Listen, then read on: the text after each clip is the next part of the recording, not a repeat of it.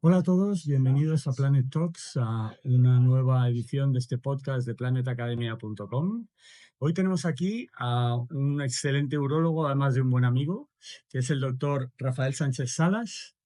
Es el Chair of Urology, el Stephen Jerichowski Chair of Urology, Associate Professor de la División de Urología del Hospital Universitario de la Universidad de McGill en Montreal.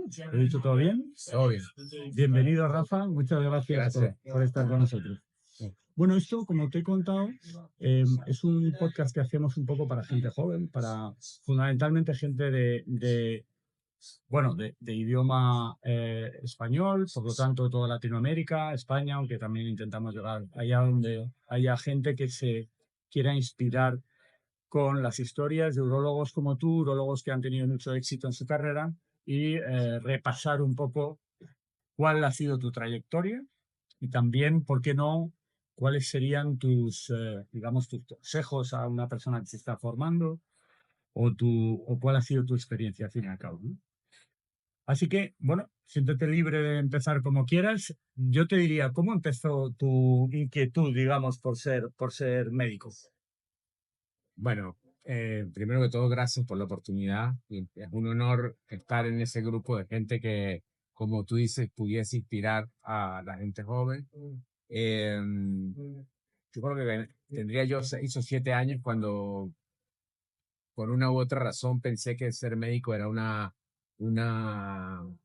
buena motivación y comencé a estudiar y a prepararme con ese objetivo de estudiar medicina.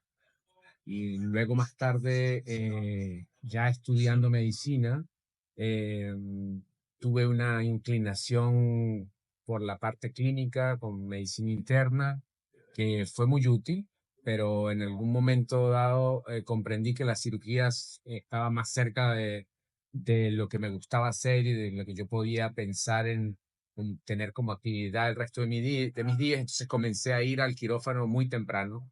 Probablemente en tercero o cuarto año de medicina comencé a ir con el jefe de cirugía del hospital donde yo hice los estudios de medicina en la Universidad de los Andes en Mérida, Venezuela. Comencé a ir al quirófano, prácticamente iba al quirófano toda la semana. Y claro, esto tenía quizás un poco de conflicto porque a veces dejaba de ir a ciertos cursos para ir a cirugía o iba a cirugía y luego no llegaba a los otros cursos, pero era lo que me apasionaba.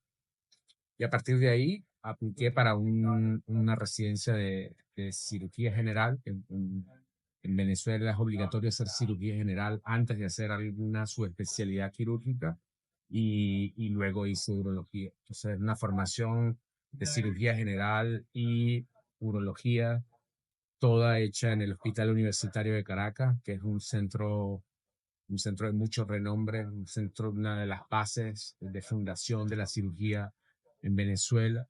Y yo tuve el privilegio de trabajar con muchos, tanto en la parte de formación quirúrgica como en la parte urológica, con mucha gente. En esa época en Venezuela, mucha gente salía a hacer fellowship y regresaba y trabajaba en el hospital universitario.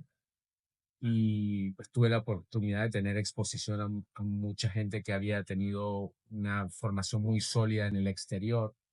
Y eso me ayudó, no solamente desde el punto de vista de la formación, luego me ayudaría definitivamente para los contactos, para poder salir y establecer todas las necesarias influencias que te permiten acceder a los fellowships más allá del currículum. Existe toda una red de contactos que funciona no solo en urología, creo que en cualquier especialidad, en cualquier campo donde haya relaciones humanas, estas redes de contactos son muy importantes y ese es probablemente el primer mensaje: establecer una red de contactos sólida y con gente que sea honesta, representativa y que tenga buenas intenciones. Sí, lo cierto es que es curioso que haya salido ya tan pronto este tema.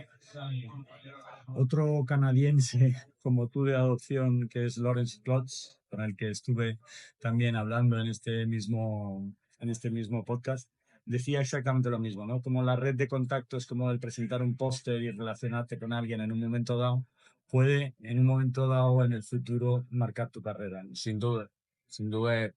El, cuando yo, y luego de haber hecho la formación, fui a hacer un Fellow Research en Nueva York, en Memorial Sloan Kettering, y hay instituciones como esta institución que da el acceso a una red de contactos que es muy sólida, muy importante y que te permite establecer una armonía con gente que trabaja en el mismo ámbito en el que uno va a trabajar. Allí me enamoré de la oncología y luego pasé a Santiago de Chile, donde estuve con Octavio Castillo, que es un gran mentor. Mi gran mentor en Estados Unidos fue el doctor Joel Shanfield, que es un increíble cirujano de cirugía retroperitoneal. Y allí conocí la importancia de nuevo de los contactos. Allí conocí a Bertrand Guillenot, que es un cirujano, era uno de los fundadores de la cirugía laparoscópica en la prostatectomía radical. Sería él quien me podría luego en contacto con el Instituto Mutualismo Curie en París, donde trabajé muchos años. Pero antes de que eso sucediera, estuve con un mentor que fue muy importante para mí, el doctor Octavio Castillo, que me permitió un desarrollo quirúrgico bastante amplio y que confiaba en mí de una manera ciega, que eso te permite desarrollar la solidez quirúrgica, pero además te permite asumir que cuando alguien confía en una persona de esa manera, uno no puede fallar. Y lo mismo sucedía con el doctor Scheinfeld, era gente que uno entiende que no puede fallar porque ahí han depositado una confianza muy importante en la persona, ¿no? Luego, estando en Chile, vino la aceptación para hacer cirugía robótica en París, gracias a Bertrand Guillenot, y lo discutí con Octavio Castillo, que le pareció fabuloso. Me fui a París a hacer... Porque tú cuando estabas con Octavio estabas como un fellow. Era un fellow. Era un fellow Era un que fellow. hiciste, Era un fellow. postulaste para ir allí. Debía haber estado 2 años. Pero luego, cuando tenía prácticamente un año, vino la aceptación de París. ¿Esto qué año era? No sé, ¿te acuerdas? 2006, 2007.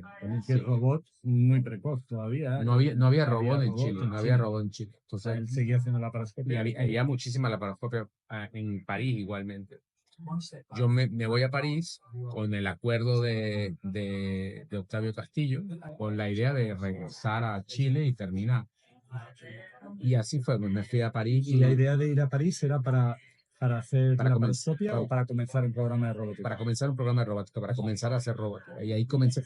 Que querían un laparoscopista y Bertrand Guillenot Claro, ellos ya eran todos muy buenos laparoscopistas. Había un grupo de personas, Xavier Catino, que luego se convirtió más que en mi mentor, en mi hermano mayor, y estaba Guy Valencián,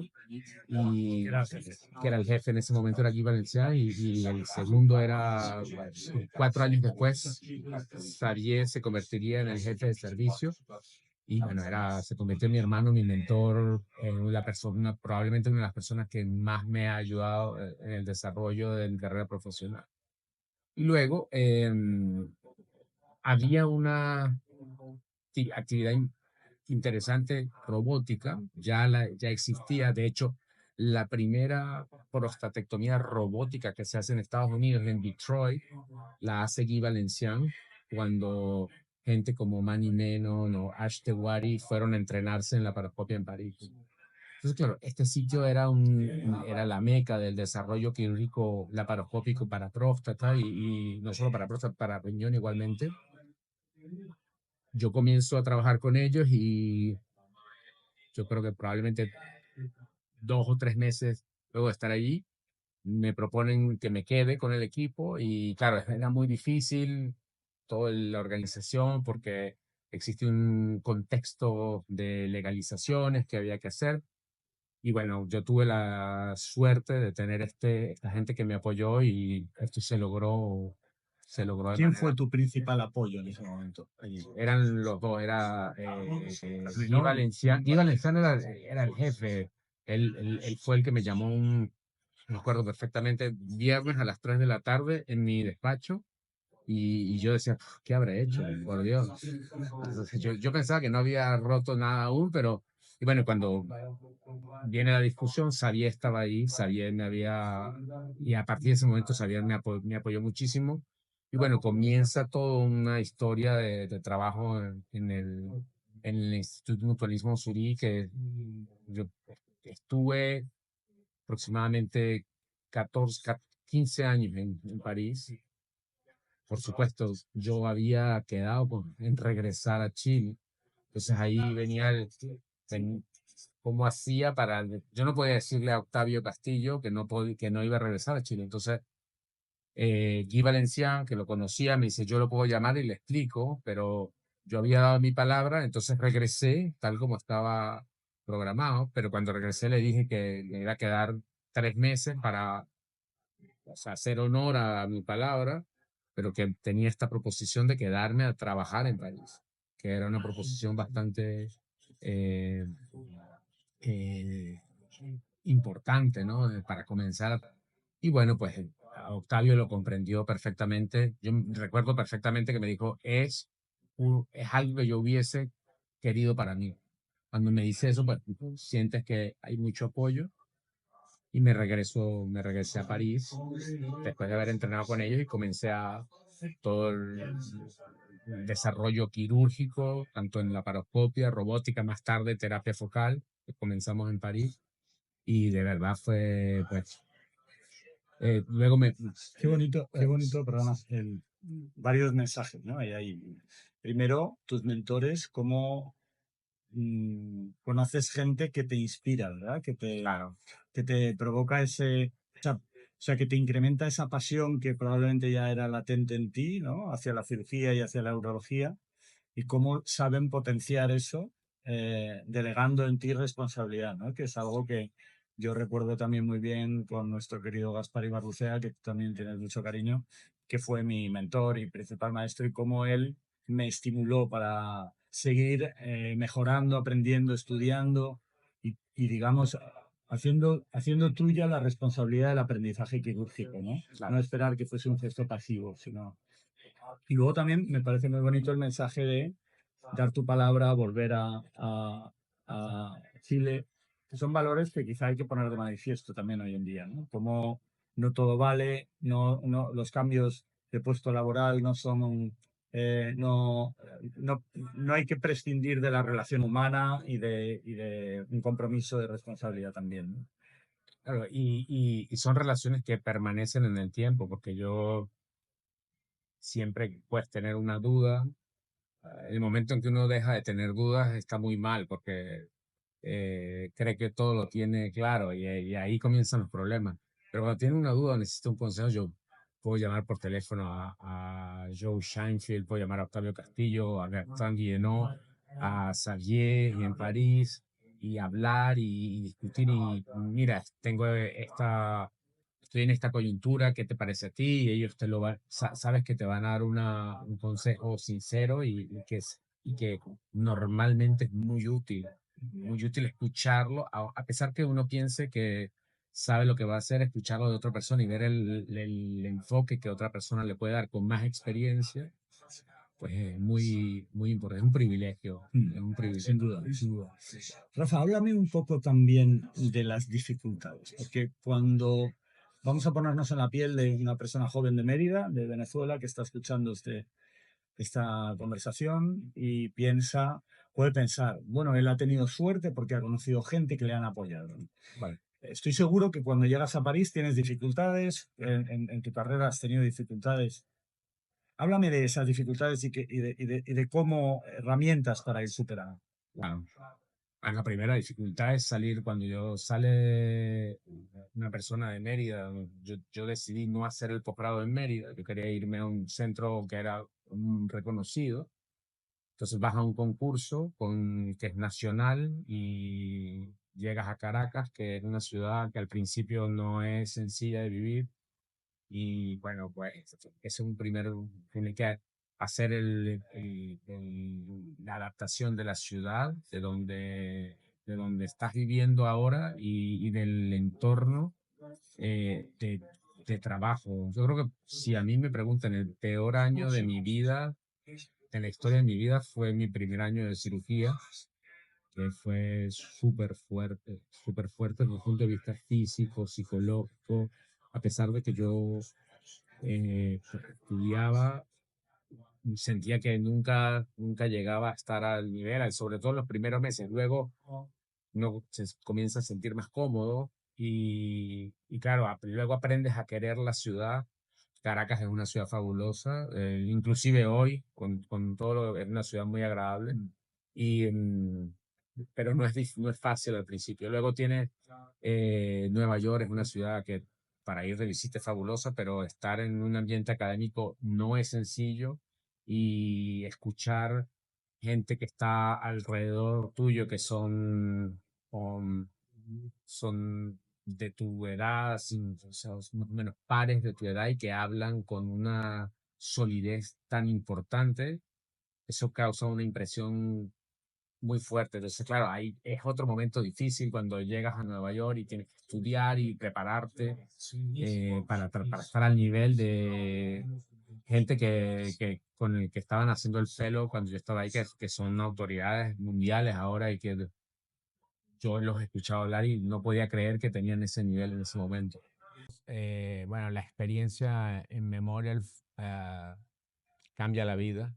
Yo creo que es un hospital fabuloso. Hay una estructura que es única desde el punto de vista de formación, un poco fuerte desde el punto de vista de los criterios de responsabilidad. Son bastante elevada la exigencia, pero te da una formación muy sólida para el futuro.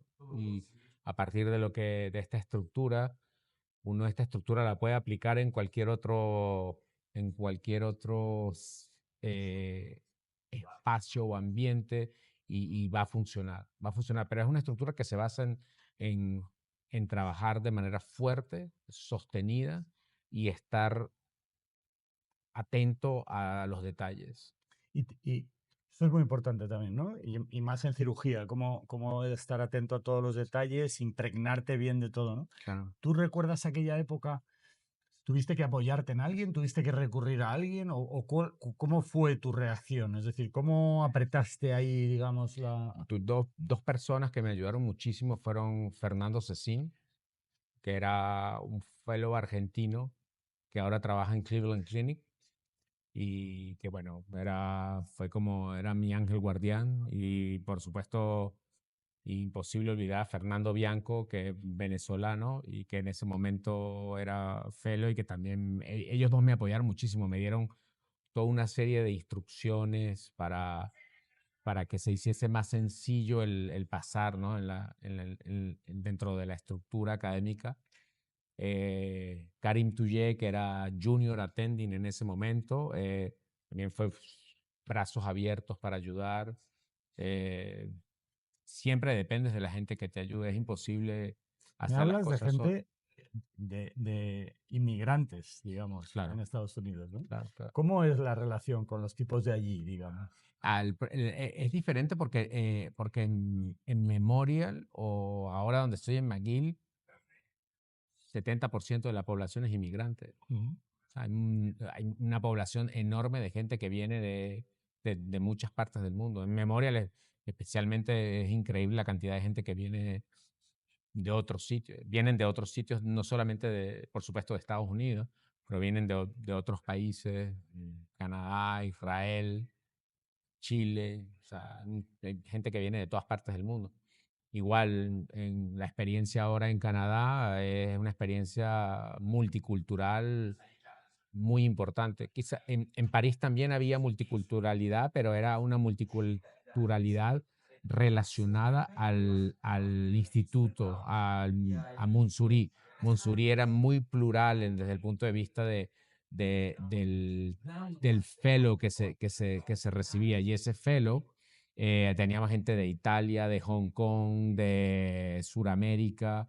eh, de verdad que había gente de todas partes del mundo. Entonces, yo he trabajado con gente de diferentes partes del mundo durante todo el transcurso de mi carrera.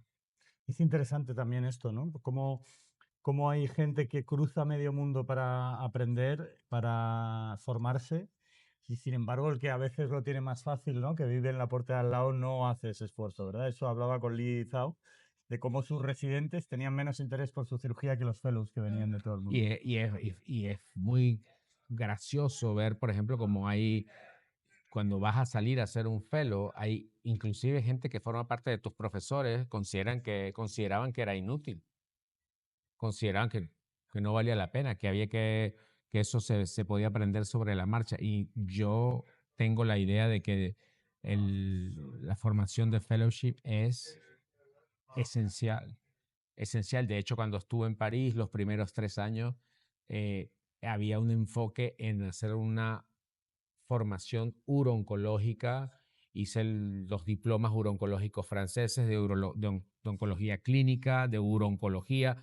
O sea, esta formación más, por supuesto, la historia de haber estado en Memorial te da una solidez que no nunca serás infalible porque eso no existe, pero te sientes muy cómodo pensando en cáncer.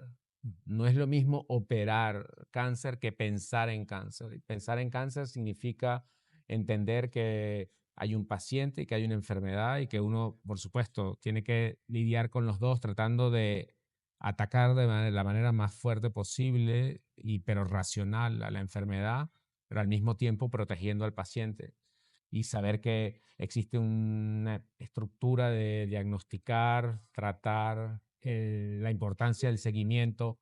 Pensar cáncer y operar cáncer es diferente. Operar cáncer es solo una parte de la estructura y pensar en cáncer es tener una visión holística de lo que se está haciendo.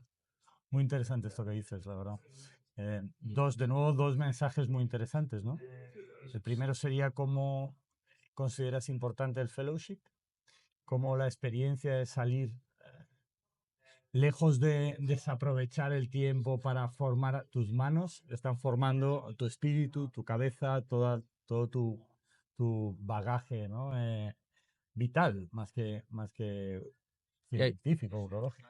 hay literatura publicada, por ejemplo, Fernando Bianco creo que tiene un paper que es muy bueno de la curva de aprendizaje en la prostatectomía rectal lo que uno se da cuenta es que la, el fellowship te enseña a aprender. El fellowship te permite desarrollar una capacidad de aprendizaje que es diferente cuando uno intenta hacerlo solo. Ujú. Y luego, efectivamente, como bien dices, el pensar en cáncer, ¿no? El pensar en una persona, en cómo esa interacción, pues los que estamos tan enfocados en la cirugía, yo creo que muchos de nosotros seguimos teniendo claro que la interacción con el ser humano es lo más bonito que estás haciendo en tu vida, ¿no? Claro. Como esa, incluso en malos tiempos, ¿no? Tú has pasado situaciones personales muy difíciles.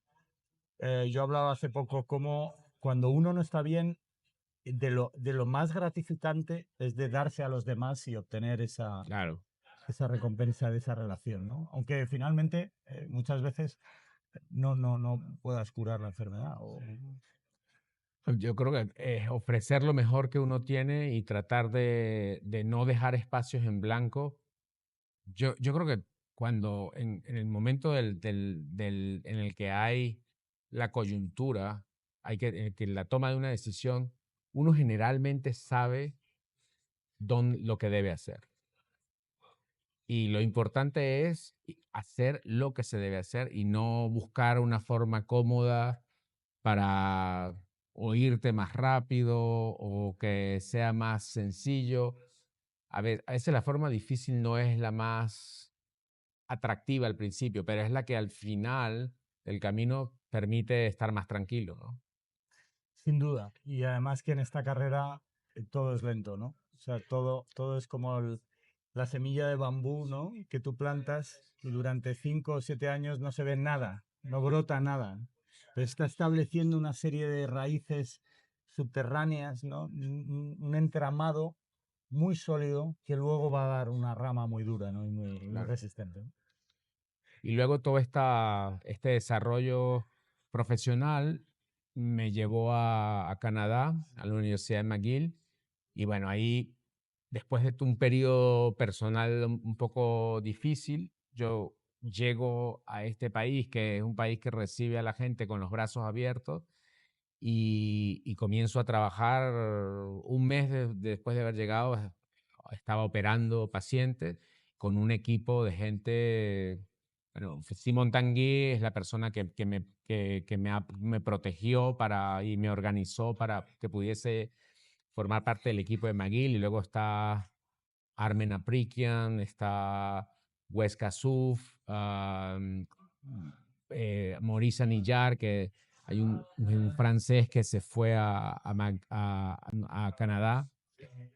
Todo este grupo de gente te permite, te crea un ambiente favorable para no sentirte en competición, y que te dan lo que uno dice como una cuna para trabajar y desarrollarte. Y eso es, no tiene precio, no tiene precio. Y luego tienes gente nueva que va llegando. Yo llegué y justo después llegaban Víctor McPherson, ya había llegado, pero venía de formarse en Memorial. Alexis Rompré-Brodeur, que viene del NIH. Com Tolomier, que viene del MD Anderson. Entonces, son gente que acaba de terminar la formación y de quienes uno aprende, porque vienen con una energía y una capacidad de acción que es muy importante. Entonces, claro, es gente con mucha más experiencia, y gente con menos experiencia, pero con una formación reciente. Es un grupo muy sólido, es un grupo muy sólido. Y por supuesto hay una estructura académica que es muy, eh, al principio es fuerte de mantener el nivel, porque hay sesiones académicas 3 veces por semana y con residentes. Hay preguntas y presentaciones y Journal Club que tienes que organizar, discusión de casos en el Tumor Board que tienes que presentar. Entonces, la actividad académica es bastante importante y eso te permite estar al día. Claro, es muy interesante. Una persona como tú, que se ha formado en centros académicos, como estás contándonos, de alta exigencia, diría yo, ¿no? De alta capacitación y de alta exigencia, ¿cómo pones de manifiesto el ambiente de trabajo, ¿no? Yo, Rafa, no, yo creo que no conozco a nadie con tu envergadura profesional, con una humildad y una normalidad a la hora de hablar. No te he oído nunca decir, porque yo cuando hago esto, creo que eres una persona que siempre se quita importancia, eres muy querido por todos nosotros, por todos tus amigos, por todos los que has ido Gracias. conociendo, como yo creo que sabes y percibes nuestro cariño y tú también lo das, obviamente. Pero no sé qué opinas de esta, quizá en ocasiones, esta actitud del cirujano o del oncólogo, del médico, de algo de prepotencia o de hablar, antes decías, hablar con una seguridad absoluta y no dudar, ¿no? Claro. Y cómo los más brillantes que hemos conocido son también personas que dudan, personas humildes, ¿no? Tú creo que haces gala de ese aprendizaje y te comportas así, ¿no? Y cómo el ambiente de trabajo, la humildad, no está reñida con la excelencia, sino más bien todo lo contrario, ¿no? No Sí, sé qué yo creo que opinas. la humildad es importante, pero no hay ninguna universidad donde se aprenda la humildad o donde se aprenda la, la capacidad de tener una buena relación humana. Eso se aprende en la casa. Yo tuve a mis padres que me dieron todo, y bueno, es imposible no decir que yo muchas de las cosas que pude hacer las podía hacer porque tenía el soporte familiar que me permitía hacer una serie de maniobras que quizás otra gente quizás mejor, mucha más capacidad que yo no lo podía hacer porque no tenía este soporte. Entonces, pero al mismo tiempo uno entiende que mantener esa capacidad de saber que no lo sabes todo es importante, así sea cirujano. Cuando uno está operando es uno contra un Mil elemento, variables, ¿no? contra un elemento que está compuesto de miles de variables y claro, ahí hay que tener un poco de fuerza para imponer el criterio e imponer la razón sobre la situación que uno está manejando. Ahora, que eso se convierta en la forma de vivir, ah, cuando uno sale a hacer la compra o, o cuando uno sale a hablar con la gente en la calle, pues por supuesto puede causar muchos problemas de relaciones humanas. Pero yo sé de dónde vengo, yo sé de dónde vengo y nunca lo he olvidado. Yo sé cuál es mi estructura o cuál es la estructura familiar que me permitió llegar donde estoy. Y estoy muy orgulloso de la estructura familiar que me ha permitido crecer. Y eso es muy importante, porque no hay ninguna pirámide que no tenga una base sólida. Bonita. Efectivamente, un residente mío muy querido, Héctor Ayllón, que está acabando ahora, me decía en una guardia que estábamos cenando, yo le preguntaba cuáles eran sus inquietudes y me decía, me parecía más brillante el tener esa inquietud. Me dijo, pues una de mis inquietudes es cómo voy a cuadrar en un equipo cuando acabe y vaya a trabajar a un hospital, ¿no? ¿Cómo va a ser la relación con los compañeros? ¿No? Que quizá, como bien dices, eso tampoco se habla, ¿no?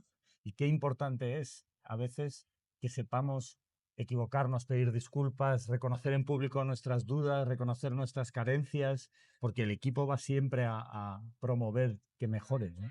Claro, yo creo que tú tienes una experiencia similar cuando trabajaste en Bilbao, tenés un equipo que envidiable, una familia, más que un equipo es una familia, y ese tipo de relación en el trabajo, tener una relación mala en el trabajo, que también la he tenido, limita el desarrollo, limita la capacidad de crear y la capacidad de ser mejor.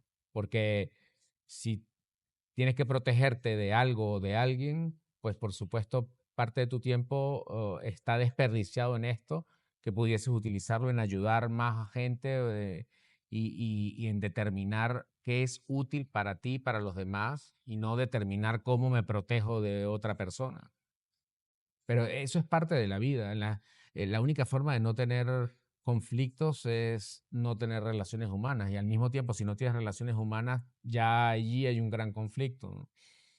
Pero sin duda la medicina y la cirugía en particular está muy ligada a este ego y a esta tensión, porque todos queremos ser mejores, todos queremos ser mejores. El problema es que todos también queremos ser mejores que el otro, o tener las ideas, crear cosas que avancen y que cambien las formas de tratar, pero que la idea sea mía, que la idea no sea de... Y yo he trabajado en grupos donde las ideas salen del grupo, no son ideas de una persona, y eso se aprende también. Fíjate, mencionas al grupo de Gaspar, Ander, Chechu, Miquel, etcétera, y era una cosa muy llamativa cuando oía a Peter Diels del Hospital Italiano de Buenos Aires en una plenaria de AUA. Yo recuerdo que era muy joven y le oí ante miles de urólogos hablar de cómo la posición de Galdacao, Gaspar, había llamado a la posición con el nombre del hospital y no con su propio nombre, no la posición de Ibarlucea, ¿no? Claro. Por lo que dices, ¿no? Una persona que si alguien para mí ha sido un líder y ha sido alguien que ha fomentado que el equipo progrese, ha sido él. La cosas que yo aprendía y que sigo aprendiendo, pero por ejemplo yo escuchaba a Guy Valencián decir, los fellows que vienen tienen que saber más que nosotros. Los fellows tienen que ser mejores que nosotros. Cuando los seleccionan porque tienen algo que nosotros no tenemos, porque así todos vamos a aprender. Y esa era la estructura de pensamiento de Guy Valencián, de Xavier Catelinó, que crearon este centro de formación. No tengo un número exacto al menos debe haber 100 fellows alrededor en el mundo No me fue. que vinieron a Monsurí a aprender y que nos conocemos y que nos vemos y igual, son relaciones que son intemporales. Uno levanta el teléfono y llama a alguien con el que trabajó y el mensaje pasa mucho más sencillo que si debes llamar a alguien y presentarte para tratar de que establecer una comunicación. Sin duda, sin duda. Ya para ir finalizando un poco la charla, porque yo podría estar horas hablando contigo, la verdad, da Gracias. gusto, pero ¿qué consejos tú que has llegado a un nivel académico, presidente ahora mismo de la, ¿cómo es? FDS, ¿no? FTS. FTS, la Focal Therapy La Focal Society. Therapy Society, tienes tu chair, tienes un, no sé si ahora mismo ostentas algún cargo en la CAU, pero vamos, tienes un Sí, impacto soy el jefe de actividades de científicas. actividades científicas. O sea, te has caracterizado por llegar a un nivel donde internacionalmente yo creo que eres de los tipos más ilustres, ¿no? ¿Qué consejos le darías a una persona que está terminando ahora su formación? ¿Hacia dónde ir? Ah, ¿Cómo conocerse? ¿Alguien que le guste la cirugía? ¿Qué cirugías? Tú empezaste en la terapia focal, no hemos hablado de eso, eso da para otro podcast entero. Empezaste a hacer terapia focal, ¿no? Eh, Cuando hablaba con Klotz, me contaba las dificultades de la Active Surveillance cuando empezó, ¿no?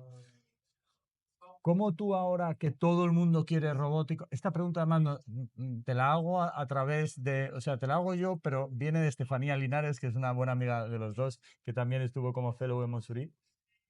Y me dijo, pregúntale a Rafa, ¿hacia dónde tiraría hoy que todo el mundo ya hace robótica, que todo el mundo hace terapia focal, que todo el mundo... ¿Dónde es el nicho de formación que puede ser interesante? claro, yo creo que llegar a focal fue un transcurso de evolucionar de cirugía laparoscópica, que era controversial cuando la hacía, a cirugía robótica, que era controversial cuando la hacíamos, a cirugía de mínimamente invasión, de terapia focal, que es controversial. Entonces, esta es mi herencia francesa de que cuando la gente te ataca y estás presentando es porque estás haciendo las cosas bien, porque estás tratando de cambiar el status quo de la situación. Eh, Hay mucha gente que sabe usar el robot, pero que sepa hacer robótica, no hay tanta. Me parece, Interesante. eso me parece. Hay mucha gente que sabe colocar agujas y hacer, pero que haga las cosas como debe ser, no sé si son millones. Yo no digo que soy yo el Unamuno que va a decir quién hace y quién no hace, no, pero me parece que ahí la democratización de la cirugía gracias al robot ha sido excelente porque lo que se hace ahora en robot y que lo hace mucha gente, antes lo hacían muy pocos en cirugía laparoscópica. Dicho esto, la formación es sumamente importante. Y entonces, para responder a la pregunta, la enfermedad prevalece y las técnicas cambian. Entonces lo que uno debe aprender es a enfocarse a la enfermedad, la anatomía, la enfermedad, y luego adaptar en base a ese conocimiento la técnica que sea más adecuada. La técnica va a cambiar. La robótica que hacemos hoy ya está cambiando. La terapia focal que hacíamos hace 10 años no es la misma que hacemos hoy. Las imágenes han cambiado todo. Entonces es la enfermedad, no es la técnica. La técnica va a cambiar. La enfermedad permanece ahí. Nosotros lo que tenemos que es buscar una manera más refinada de tratar la enfermedad para evitar que el paciente sufra.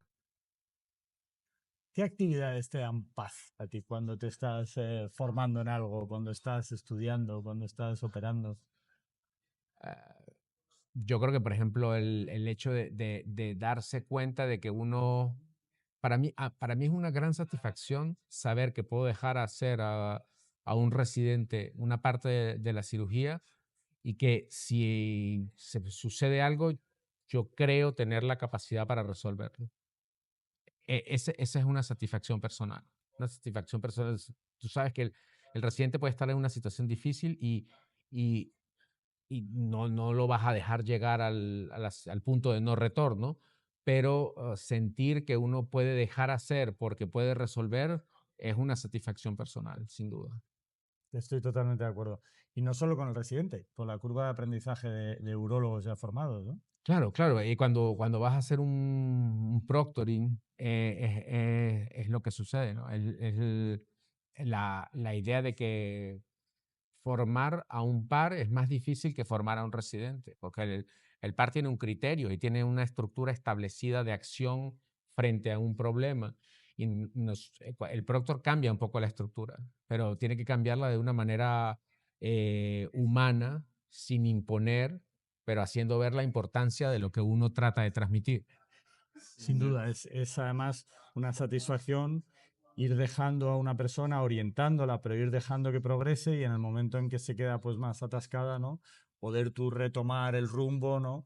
Y eso efectivamente a mí también me estoy de acuerdo contigo que te provoca satisfacción personal. Y ver personas que, por ejemplo, la primera vez que interactúas quirúrgicamente, la interacción puede ser un poco difícil porque el aprendizaje está comenzando o no está bien estructurado y ver como meses después lo hacen mejor que tú. Mm.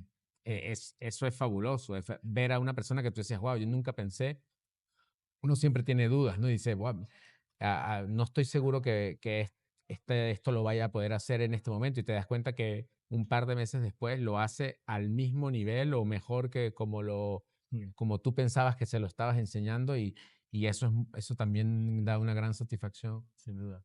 Es también interesante cómo, no sé qué opinas de cómo repartir un poco las áreas de especialidad, ¿no? Porque yo ahora, por ejemplo, pensando en mi grupo, en la privada, en mi práctica privada, ¿no? ¿Cómo vamos a cada uno dedicarnos a un área, aunque luego todos hagamos las cirugías más prevalentes y tal, pero mm, igual a priori hay un área que no te interesa demasiado, ¿no? Claro, Pero luego generalmente cuando la estudias te empieza a interesar y cuando empiezas a saber puedes claro, desarrollarla mejor, ¿no? sin duda. Pero al principio hay cierta resistencia, ¿no? En el grupo todos quieren hacer lo mismo, ¿no? Sobre todo desde el punto de vista de la robótica, pues se hace mucha oncología. Mm. Se hace mucha oncología, mucha reconstrucción igualmente, pero se hace mucha oncología. Y claro, a veces hacer la oncología no es lo mismo hacer la operación, ya lo había dicho, que encargarse de la enfermedad. O hacer una adrenalectomía no es lo mismo que encargarse del contexto que implica la enfermedad adrenal, porque es muy amplio y tiene una serie de detalles y todos estos detalles, si uno no tiene el tiempo o la motivación de conocer estos detalles, puede ser que sea útil hacer la cirugía, pero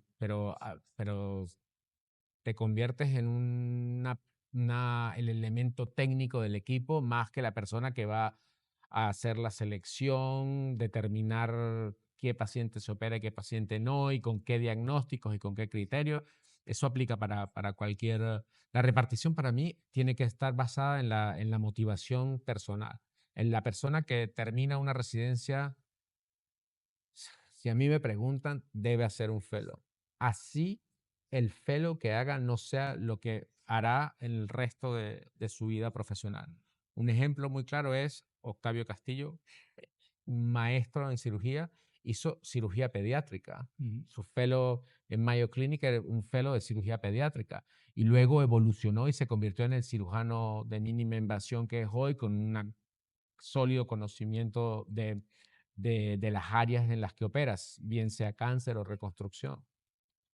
Entonces, es una motivación para la decisión del fellow, pero el fellow es una herramienta para aprender, es una herramienta para darle al individuo la capacidad de crear una estructura que le permita luego seguir retomando diferentes herramientas y aplicarlas de manera adecuada, siempre pasando por el mismo proceso, un proceso de recuperación de la información, análisis y aplicación de la información de manera eficaz y, por supuesto, evaluación de lo que se está haciendo. Entonces, todo es un proceso estructurado. Sin duda.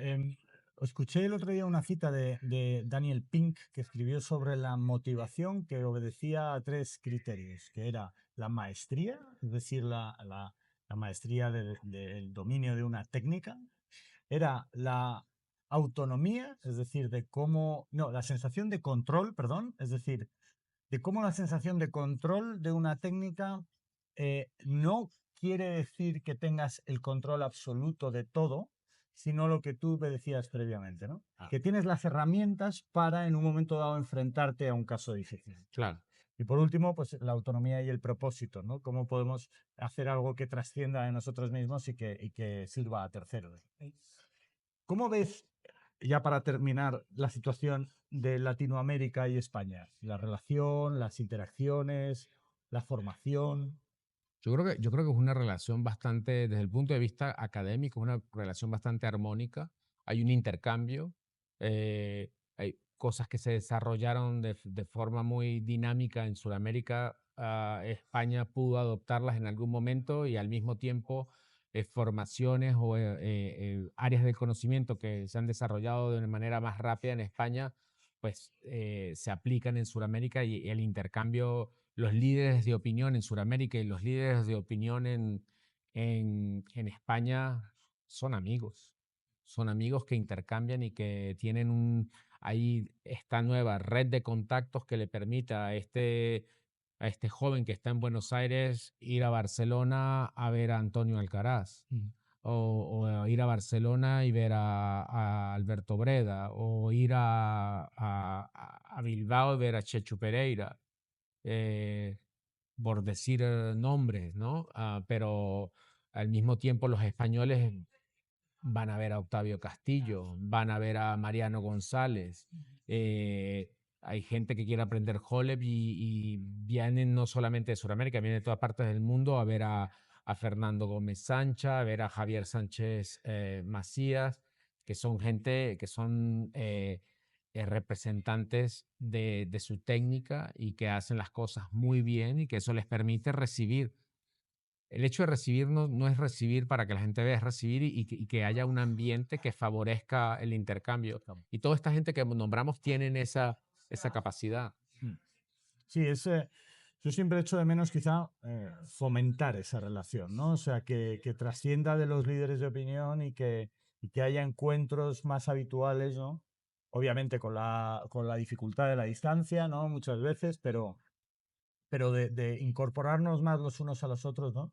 Haciendo ese cinturón iberoamericano mucho más poderoso. Yo creo que la Confederación Americana de Urología ha hecho eso en los últimos años. Es una Confederación Americana de Urología diferente y no porque yo esté ahora en el comité ejecutivo, pero yo creo que es una confederación que se puede sentar en cualquier parte del mundo. Nos tenemos intercambios con cualquier parte del mundo y podemos aportar y podemos participar de forma activa con Asia, por supuesto, con Europa y España tiene una situación particular, porque España y Portugal forman parte de la Confederación, pero al mismo tiempo forman parte de la Asociación Europea. Entonces, claro, carácter mixto de la situación en España es muy favorable, porque todos somos beneficiados de esta situación.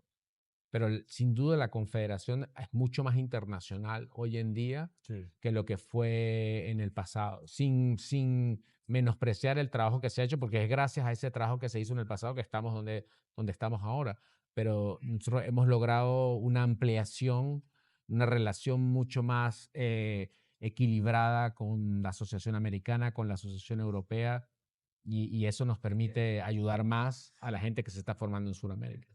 Claro, es algo además, yo creo que somos hermanos, ¿no? Y es una cosa que es muy bonito el fomentar esa relación de amistad entre nosotros. Yo he tenido siempre, vamos, una experiencia fabulosa, ¿no? Con los países latinoamericanos, con conferencias que generalmente, pues desgraciadamente son online, ¿no? Pero deberíamos pensar en hacer una asociación iberoamericana de urología. No estaría mal, sería potente. Claro, lo que pasa es que sería potente, pero claro, ahí estaríamos entrando en los terrenos de la caos. Sí. No soy la persona yo más adecuada para... No.